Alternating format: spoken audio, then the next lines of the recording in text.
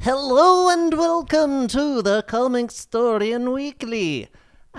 It is myself and Andy, and I don't know if I can't continue that voice. Welcome everybody to Comicstorian Weekly. I hope you all are having a great time. We stream this live every Monday after our mystery cast on twitch.tv/Comicstorian at roughly 2 p.m. Eastern. That starts. Let me follow it up with this show where we go over all the comic books that we read this week and talk about them, give you a little bit of a review and kind of what happened a little bit.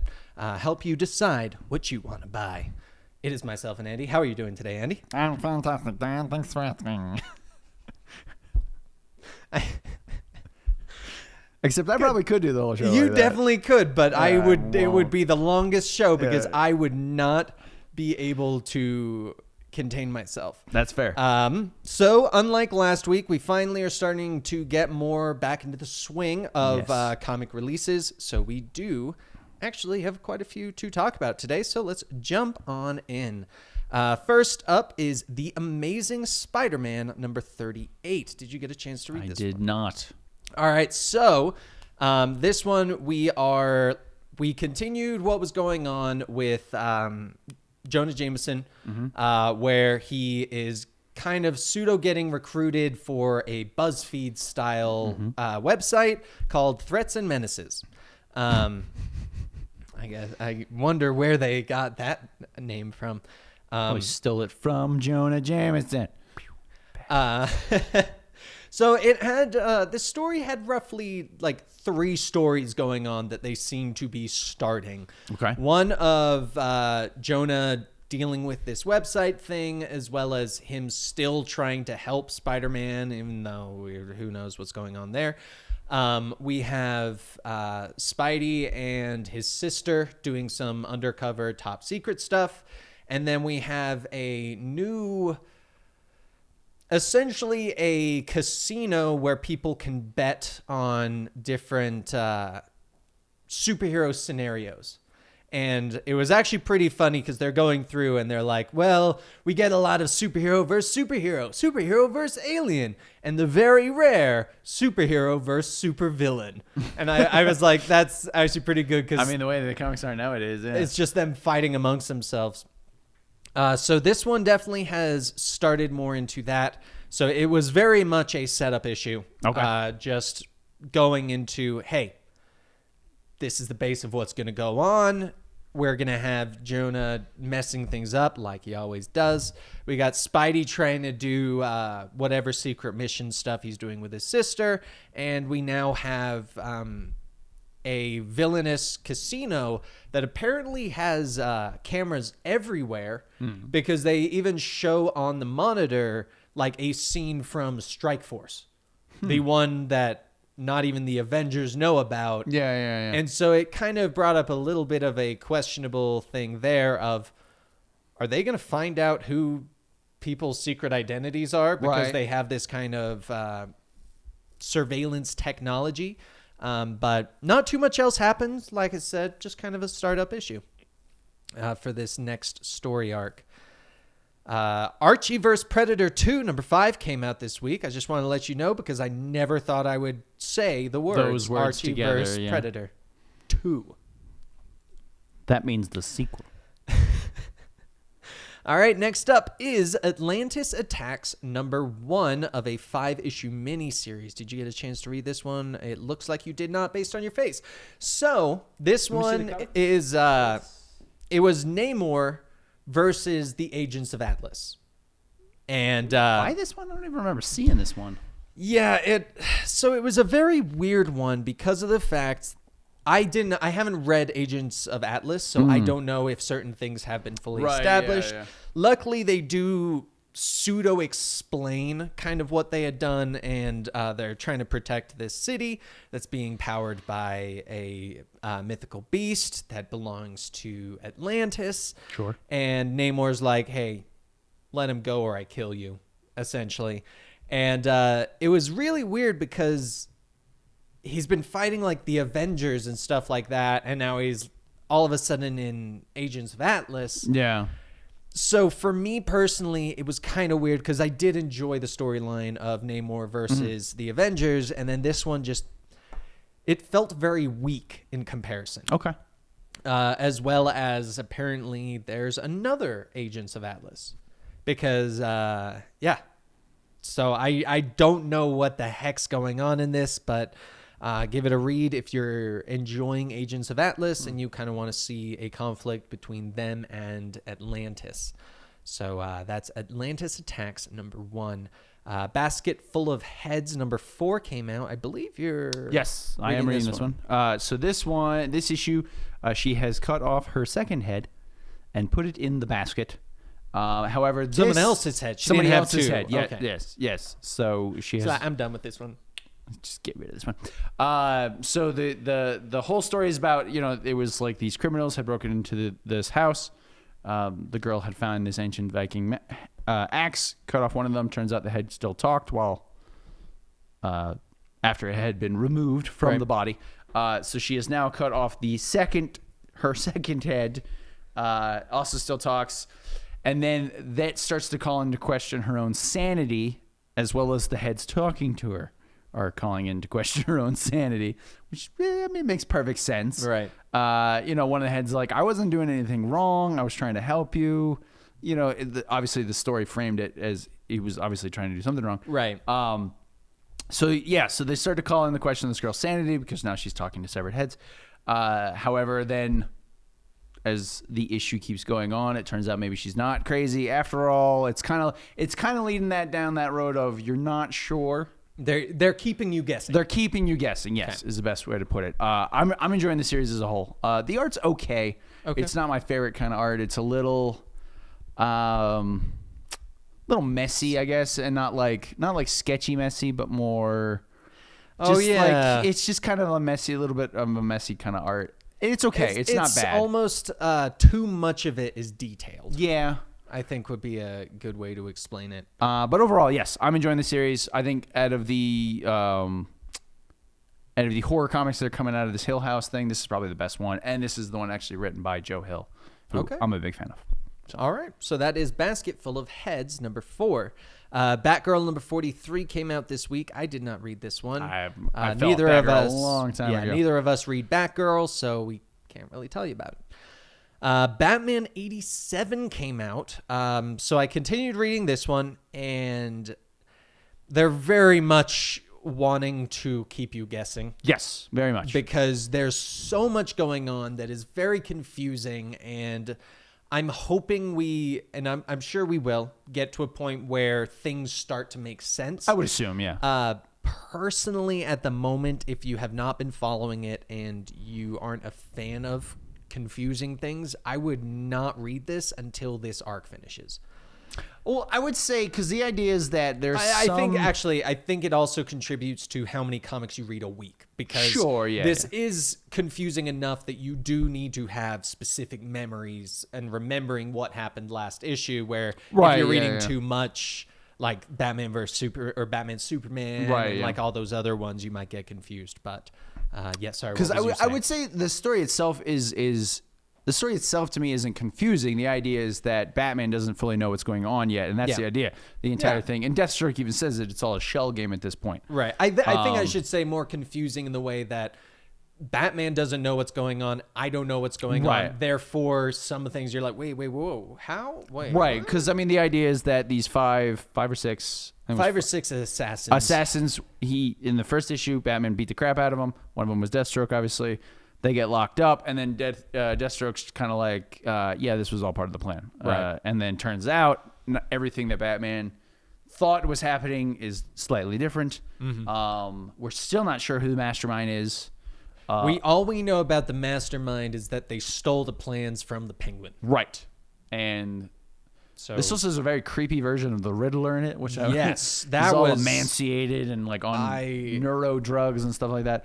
Honestly, so far these first two issues, they're not amazing, but I think it's a good start to Tynion's run. Yeah. So I would recommend it if you're Batman. If you're a Batman fan, if you're a Batman, read your own comics. If you're a Batman fan, I would recommend it so far. It does pick up some of the threads from Tom King's Batman run, as awful as it was. Such as Selena Kyle is now working with Bruce, and Alfred, obviously, spoiler alert, is dead. I do like how they're treating the Lucius as the new Yes. Alfred role. Yeah. I really like how they're doing it because it doesn't feel like a second Alfred. It feels like No, a it feels new like person exactly, yeah. being in that role. So I very much enjoy that. But no, I have been enjoying it for what it is. Like I said, it's not like the most amazing Batman story I've ever read, Right. but you know, it's a good start, I think, to the arc. Okay. Now, quick question for you. Yes. Because I just thought about this. How long till Alfred's daughter finds out that Alfred's dead? Well, they haven't even mentioned her in like Yeah. 8 years. I always say 8 years. It's obviously not been 8 years. Lord But- only knows. Because she is someone that would do something about it. Right. So I'm actually... I always liked her as a character. Yeah, she was a good she character, was yeah. Penny 2 for a while. Yes. Like, pseudo the Alfred role, Yeah. which I liked. So, yeah. But they like, it's one of those things like it was after Eternal, what was it? Batman Eternal or Robin's Eternal. Batman and Robin. Batman and Eternal. Robin Eternal, one of the Eternals. After that and Scott Snyder's run, they never bring her up anymore. Yeah. It's like occasionally It's just a she'll shame. be She kind was of a like great character. Yeah, like occasionally show up. They'll be like mention her offhandedly, but other than that, she's never in comics anymore. I really hope they bring her back. Yeah. I like that character. All right, so moving on. Batman Beyond, number 40, came out this week. Ah, yes. So in this issue, they reveal who Batwoman is. Ooh. Do you want to take a guess? Spoiler alert if you don't want to know if you've been reading Batman Beyond, which I am enjoying the book. Okay. Overall, I am very much enjoying, especially. okay, I've said before- this several times now that they've gotten into like actual Batman Beyond, not that weird. Right. Okay, Robot. before you spoil it, Okay. would spoiling it really matter to the story, do you think? Possibly to the next few issues. Okay. Or possibly they could do something with this Batman Woman Beyond. I don't know.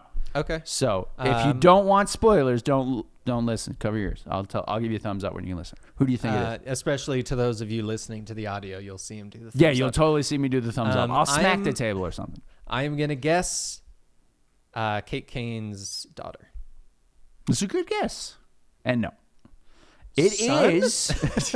Yes, it is her son playing as Batwoman. Whatever, it's the future. Yeah. All right? Don't judge. Don't judge. No, it is Nightwing's daughter. Oh. Batman. So I was pretty close, And you were actually. pretty close, yeah. In this one, so Nightwing had showed up in a previous versions of Batman Beyond. He had one eye and was like training Terry, but I don't think he showed up in the newest version of Batman Beyond. Right, In the okay. actual like one that's supposed to be canon now. So he shows up in this issue and Batwoman like flies away and then she does the whole pulls off the mask and is like, can't believe my father showed up. And it's like, what? So it was an interesting reveal. For a character that, as far as I know, they haven't mentioned yet. Okay. Unless I missed something somewhere. So, but yes, I'm enjoying the book overall. And I think it's a good Batman Beyond series. Yeah. All right. So that's Batman Beyond number 40. Next up, Batman Curse of the White. Lots of Batman this week. A lot of Batman this week. Batman Curse of the White Knight number 6. I did not read this one. I have not actually been following. Is this a 6-issue miniseries? No, it's a 12-issue miniseries. Ah, sweet. So Like what'd you halfway think? there. I thought it was great. All right, so moving on. Yeah, we can move on. Honestly, like if you liked Batman White Knight, if you like Sean Murphy's work, I really like his art. His writing sometimes is very good, sometimes is meh. I've been thinking his Batman has been pretty solid though. So this one kind of reveals some twists to the Wayne family history and the Valley family history. Jean-Paul Valley, who is Azrael.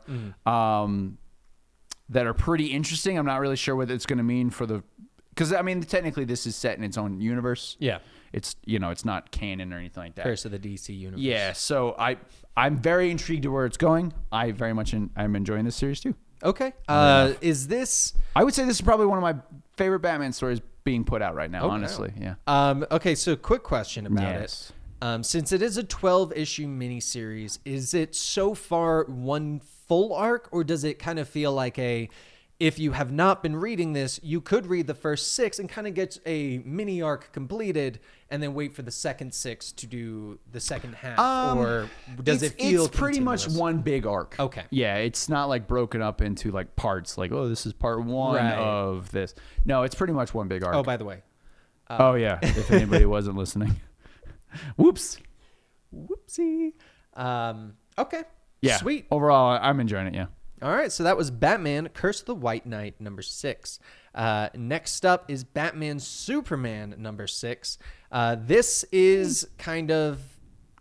It was like a slow recap issue. Yeah, it was a sorta. recap issue of what's been going on with the Infected, how all the other heroes are reacting to the fact that Batman and Superman hid things from them. we're like hiding I loved secrets, one of them where they were like, "Oh man, Batman hid something from us." Yeah. Shocking.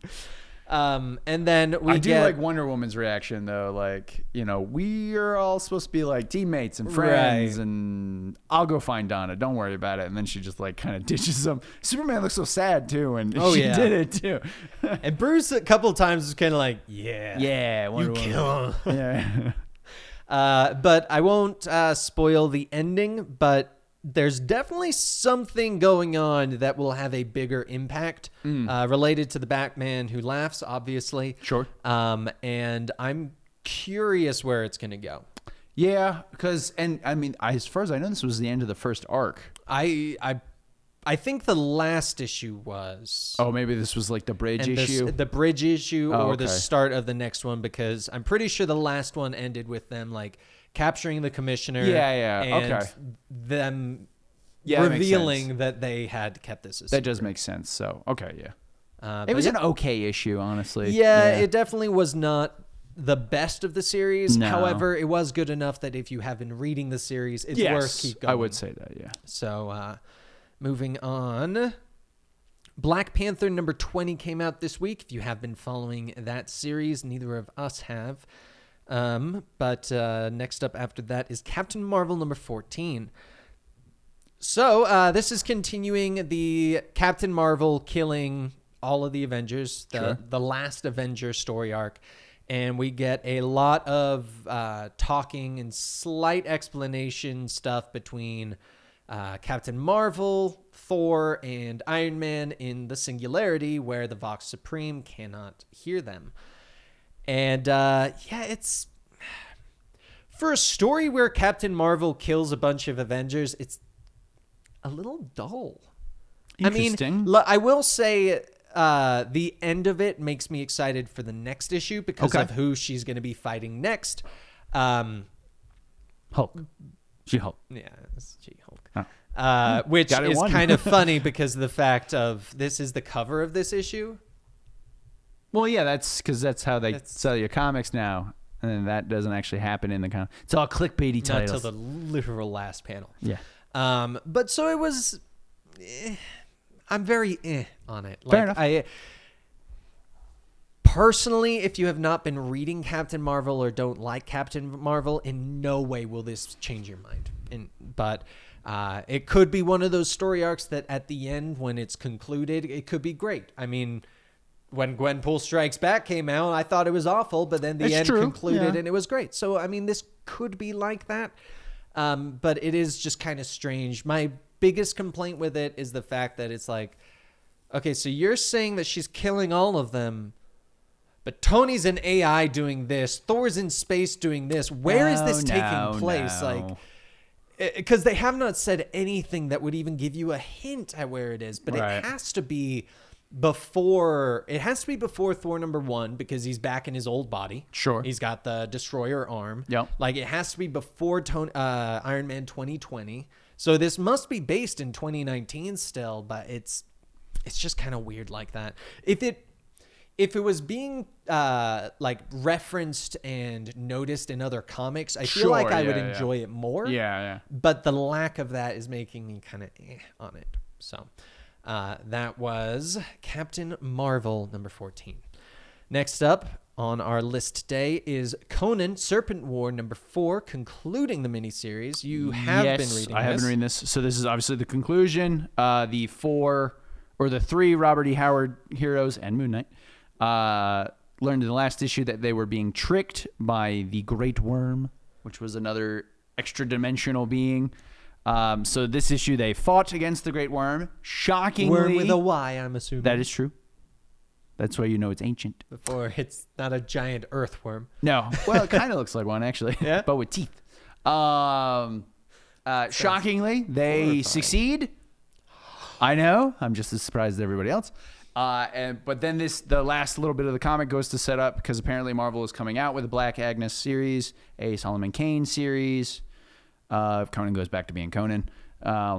And Moon Knight goes back to being Moon Knight. I assume they're not going to have a special Moon Knight issue, or Moon Knight when he's running around with Conan. Yeah, I thought it was a good little miniseries. It's only 4 issues. Jim Zub was the writer.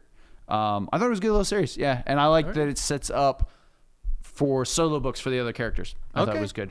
So if you have any interest in Robert E. Howard characters, even if it's not Conan the Barbarian, because he does have a lot of characters, this was probably a good series for you, because it does give you an idea of each of these characters. Right. And then it does pseudo set up their own books.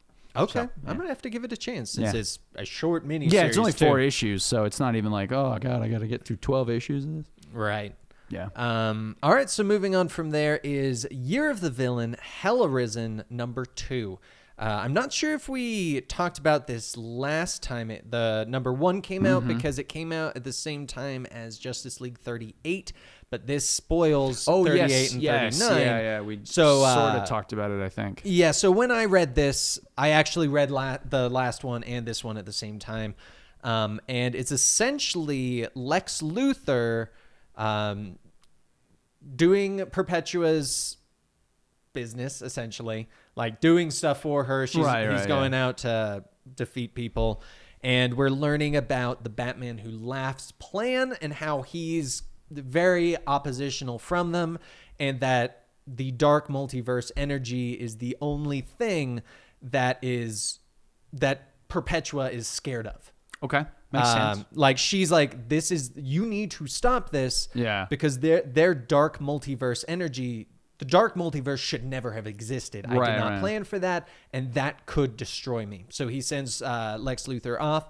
And this issue was essentially Lex versus the infected Justice League. Yes. The main ones that have been infected. And I actually really enjoyed this. Did you? I really enjoyed seeing how Lex handled it, but I also liked that they have shown Lex can morph into a human-looking body, which I know that they did that so that you can read the other stories and go, oh, it must have been when he was trying to look morphed. Human. Morph! Thank you, 90s X-Men. You're welcome. But yeah, what did you think? Honestly, I didn't think it was that good an issue. Really? I thought the fight itself was a little like they were hyping up that Lex was going to face off against the Joker Who Laughs infected Justice League, and I thought it was a little underwhelming for what it was. Okay. Obviously they weren't supposed to be it was Supergirl instead of Superman or whatever like that, but it's like Supergirl was dropped super quick, and it's like I don't know, I felt like the actual fight itself, like everything else, was fine. Yes, the whole the dark multiverse is the only thing that can kill her, things like that. That I thought was interesting and a good idea, because if she created the multiverse, then it makes sense that the perversion of the multiverse, this dark multiverse, would be a weakness to her. Sure, I got it. I like it. But the actual fight itself, when it came down to Lex versus the infected Justice League or whatever they're calling them, I thought it was a little See, the reason why I liked it was everything we've been seeing with Lex as the apex predator has been, he is just more powerful than the rest. Right, yes. And I liked this because it was no, he's still Lex. He has planned for this kind of stuff. That is true. I'll give you that. And he's using his knowledge and his mind instead of the powers, because if he just kept going, well, I'm the apex predator, I'm stronger, it would get boring eventually. Right, yeah. So I liked that this one showed he still has the evil genius mind. He's still Lex Luthor. And then the ending, I believe it was this one. I will not spoil it, but it definitely made me intrigued to what's going to be happening next. Now, is there any more supposed to be more of these infected? Or like miniseries? Hell Arisen or whatever the hell this one was called. Hell Arisen, because there's 2 issues to it, right? Yeah, I honestly don't know. It's not, because technically it's not Hell Arisen. It's still part of the Year of the Villain series. Okay, yeah. So it's going to be questionable whether or not they continue this one. Sure. It actually, sorry. It looks like it could be going into the Infected comics. Okay. So it could be going in that direction, but I do not know for sure, so do not quote me on that. Sure. Moving on. Everybody quote him. Detective Comics 1019 came out. I don't think I haven't been following this one now. Yeah, I'm not a big fan of the detective stories. I've heard they were good, but I just haven't been checking them out. Yeah. So. Next up after that is Excalibur number 6. So we finally kind of see what Apocalypse was planning, how he wanted to treat quite as Otherworld. Evil as we anticipated, although it's still early. Which I actually enjoyed. Yes. I liked that he still is pseudo good. He's neutral. Yeah, that's probably the best way to put it, yeah. Plus, I was not aware of how powerful Jamie Braddock was. Neither was I, honestly. I did not know he was essentially a reality warping being. I didn't know that either. So that was really cool to learn that. It's going to be exciting to see where this goes, especially because they are finally out of there. Yep. So I don't know what they're going to do. Although now I'm sad it's no longer D&D X-Men, because that's how it was for a little bit there. Right. I will say with this issue, while I did overall enjoy the story and the twist with Apocalypse and things like that, and this is still probably my favorite issue for the new X-Men, or my favorite comic from the new X-Men. This particular issue, it felt like they were jumping scenes really quickly. Yeah, I will agree with that. There was a couple of spots where I was like, did I skip a couple panels? You feel like you missed a bit of dialogue. Yeah, something. Or explanation. And it's like suddenly they're in a different room and there's more people and things like that. And I'm like, I feel like they cut some panels out. But overall, it's kind of that feeling of when you turn a page and it turns out they're stuck together. Exactly, yeah. I was like, wait a minute, how did we get here? But overall, yes, this is still my favorite X-Men series right now. And I think it was a great issue, yeah. Yeah. All right. Moving on. Next up is Fantastic Four number 18. The cover made me almost want to read it. And then I thought better. But, this if you have been reading Point of Origin, it looks like this is part 5. So if you have been following it, might as well keep going, see what the arc's like. Next up is Far Sector number 3. I loved this. Okay. So this is the Green Lantern that has been sent off into the Far Sector because it's not even numbered. And it's been a little slow. This issue's still kind of slow, but because we're learning about more to the emotion exploit, that some people are essentially aren't allowed emotions. Others are like, no, we should be able to have emotions. Like, we were manipulated into destroying our planet. It was not our emotions that caused us to destroy our planet. So we're seeing kind of the established environment in the Far Sector, and the ending. First off, they are not censoring any of the words in this. Like, they never bleep it out, which I actually really like, because it kind of gives it more of an oomph to it. Sure. But we finally get action breaking out, and the way that it starts just made me go, okay, I need the next issue. Like, it was one of those ones where it's kind of like when you're reading and you're like, okay, what's on the next page? Yeah. What? Oh, we're at the end already. Yeah. No. So if you've been interested, and this is part of the DC Young Animal line, if you've been interested in a Green Lantern story where they are truly a cop in a new place, it's not the different colored lantern sectors, it's not Hal Jordan versus God.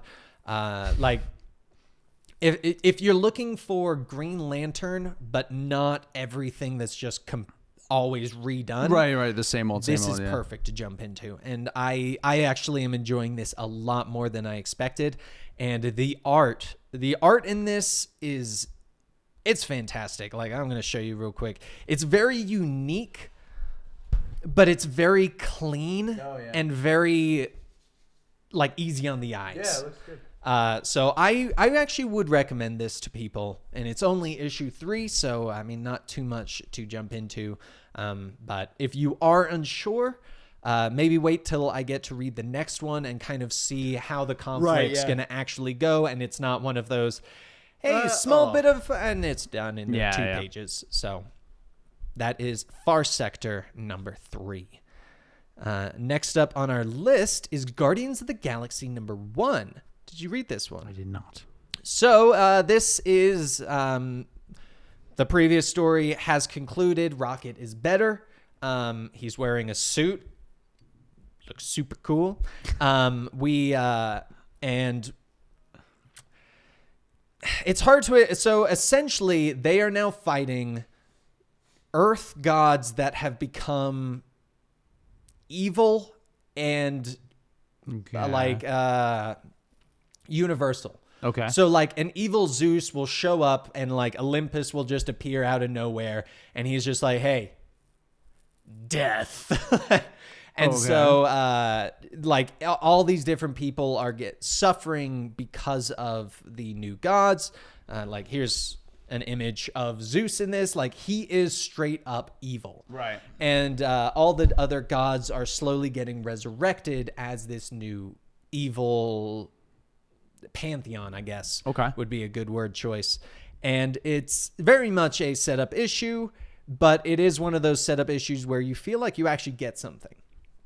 But I will say, it is not the Guardians of the Galaxy that you're probably expecting or wanting, because we do have, you get Peter Quill, Raccoon, Moondragon, Okay. the Marvel, or Novar, Okay. because he says, you can call me Marvel Boy because we got a Nova here and we don't want confusion. So we got him, we got Richard Rider, which in this we do confirm that we are referencing the Annihilation Scourge. Because he's like, so there was a Nova Corps, but once again they all died and I'm the last one. I think Sam Alexander's still out there. I don't know. But this is just the setup issue. We get the new team, the new Guardians. It seems interesting. It'll be interesting to see where this goes, but I wouldn't say it was anything like super special. Fair enough. It was not as exciting as when like Cosmic Ghost Rider became a part of Guardians in the previous story arc. So that is Guardians of the Galaxy #1. I will say, if you do enjoy the Guardians, it's worth picking up. It's worth giving a shot. So moving on from there, we got a lot of arcs or like volumes coming out, trade paperbacks. So Marauders #6. I'm not really enjoying this one anymore. Really? So this one, I'll let you explain it because it sounds like you are kind of liking it. I mean, I'm enjoying the series still. I mean, this particular issue itself was okay. So this one picks up right at the end, after the end of the last one, where they're in Madripoor fighting against basically a bunch of racists. Yep. The overall issue, I mean, pretty much the issue was a fight. Yeah. Iceman got knocked out. They had to get on the ship, and then Kitty was fighting against the Klansman, I think is the villain's name. Yeah, something like which that. Which is like a superpowered KKK member. Long story short, they ended up getting out of Madripoor, and then it turns out Sebastian Shaw, shockingly, betrays everyone. I'm just as surprised as everyone else, except unlike Apocalypse, he was actually evil. Yes. And, yeah. And it kind of like leaves on a cliffhanger of like, is Kitty going to survive or not? And and she's still not sure if she could be cloned or resurrected, I should say. I mean, overall, like I wouldn't say this was my favorite issue of the series so far, but I still think it was a good issue. My problem with it is everything with the Sebastian Shaw is just way too predictable. Oh yeah, no, you knew it was coming. It was just way too predictable, and the main villains being a group of kids just kind of annoys me. That was a little. I wasn't sure what the point of that. It seemed like they were going to be, and they weren't even villains. It was more of a opposing smuggling corporation. Run by children. And I just it feels like a very lackluster group of villains, and the predictability of Sebastian Shaw is just kind of. I'm not enjoying bringing the series down for you. I understand. So, next up, Metal Men #4 came out. Neither of us are reading it, but if you have been, might as well keep going. Red Hood and the Outlaws, number 42, came out this week. I have not been following this series. So Red Hood currently is a lot like Nightwing for me in that I don't particularly care for the route they have taken the character. Okay. I feel like I think it did more of a disservice to the character than anything else. Okay. We did recently get back the return of Artemis and Bizarro from their alternate reality or other dimension they were in. Mm-hmm. Like that was probably my favorite for these characters when it was Red Hood, her, and Bizarro. And now he's leading, like I've said it in the past, he's leading like this crew of supervillain trainees who I don't find any of them interesting. I don't find any of them fun. Although their interactions with like Bizarro, because Bizarro is very like it's like Gandhi Bizarro at this point, which is funny. Like he's sitting out there meditating and things like that, and he's like, just because we're monsters doesn't mean we have to be monsters. Like he says that sort of stuff, but he says it like as Bizarro, which is fun. But like overall, yeah, like I haven't really been enjoying the direction they've been taking the book. And then like the art in this issue I thought was really weird because when they first introduced it, it was like Red Hood, Artemis, and then like Bizarro. Like Artemis was like, she's like Wonder Woman. She's like a really fit, buff chick. And in this one, she's smaller than Red Hood. They make it look like she's like his teeny bopper sidekick almost. Interesting. So I just really haven't been feeling it. If you've been enjoying it, because I know Ben was really enjoying when he came to like the kingpin of Gotham or whatever they called him, Crime King of Gotham. Personally, I just haven't really been liking where they've been going with the arc, but okay, that's me. And this one is it's not as bad as Tom King's Batman. Red Hood in Generation Outlaw Part 6, the epilogue and prologue. So, if you have been reading this arc, you might as well finish it. So, Red Sonja, Age of Chaos came out. Number 1 came out this week. Yeah, I didn't like this one. You did not? No, I did not. I did not get a chance to read it. So yeah, this is one of those crossover ones where she like meets another character. I forget the other character's name. It looks like a succubus. No, well, yeah, but in the comic, it's like she runs into like Ernie something, which I've never followed that character, so I don't particularly care for it. Mm-hmm. It's one of those like it's like art. Modern age and medieval. It's the art's not great. Yeah.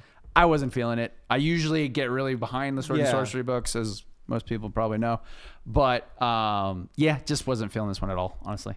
I've read better Red Sonja stories.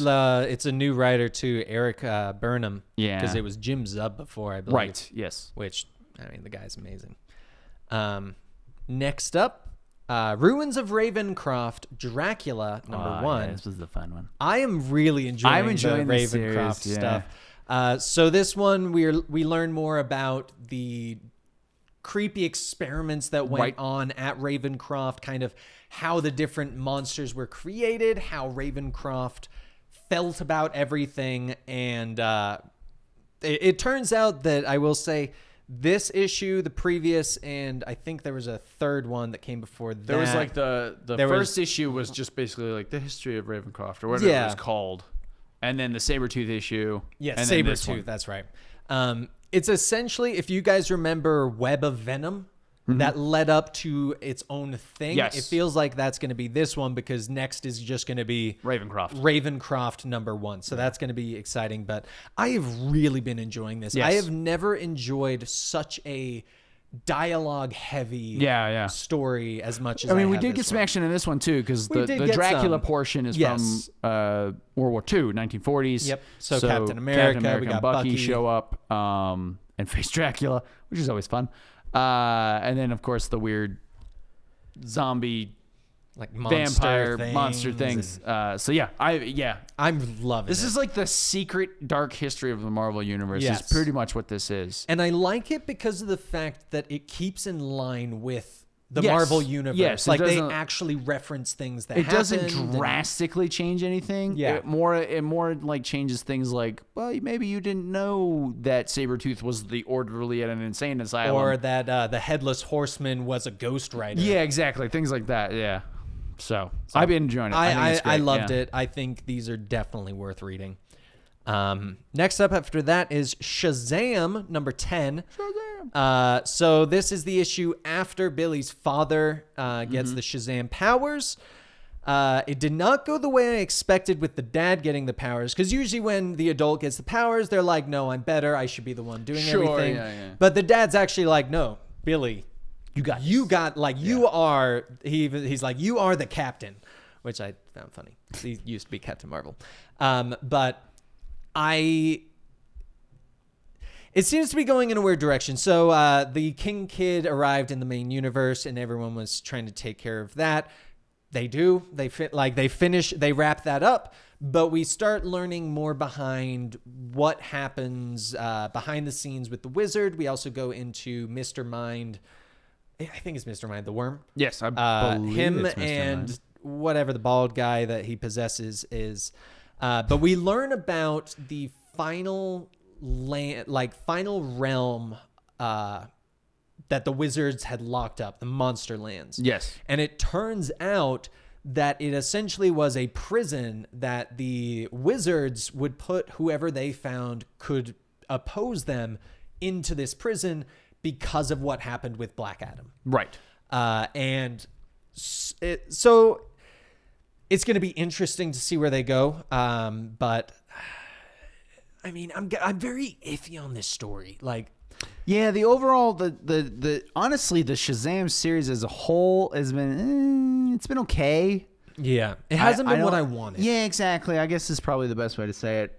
Which not even like I had like a huge thing of what I wanted from the Shazam series. I didn't even know because I don't have a whole lot of history with Shazam or Captain Marvel or whoever as a whole. I will say probably the biggest twist to this book was the appearance of Superboy Prime in a magical cell. Yeah. Out of nowhere. That was very interesting. Well, at least everyone's assuming it's Superboy Prime. It is. I mean, let's be honest. It'd be weird if they were like, it's not. Yeah. Like, it's just another guy with an S burned into his chest. That was out of nowhere. And he's like, I'm going to show Billy or I think he says Shazam or whatever. Yeah. Like, I could beat him up when I get out of here. But it was like, where did that come from? I did like that Mr. Mind's like, no, he's not a part of this. Yeah. We're not bringing him let's out. just get out Which here. is very clear that ready for my guess that is probably going to be an accurate prediction. They're going to fight. They're going to fight in the monster lands. The fight will break open the cell. Most likely. The next arc will be them having to deal with the fact that he escaped. It would be hilarious if they never brought him up again. Because people are constantly asking, like, where's Superboy Prime? Where's Superboy Prime? And they're just like, he's in a cell. He's in a magical prison, and we'll never mention him again. I think that would be hilarious. That would be pretty good. So I would do that. I'd be like, is it cool if I just throw him in there real quick? And then, like, just never reference it again in this book. It would be funny. It would be great if they did that. So. Start subverting fan expectations. Exactly. That thing people always say when fans get pissed off at them. All right, so next up is the Web of Venom, Web of Venom, The Good Son, #1. Did you read this They one? should call this issue, Turns Out Eddie's Kid is Really a Psychopath. Yeah. Shocker. Because, like, they went from, like, Eddie, what's his name? Dylan. Yeah. From Dylan being like, They Eddie, used to be and Normie like we're best and friends. now they're like the most psychotic two kids. Yeah. No, Even just Eddie, like, because Normie came off a little psychotic he did at times come off too. a little psychotic, but he seems to be the more normal of the Which two. isn't saying much.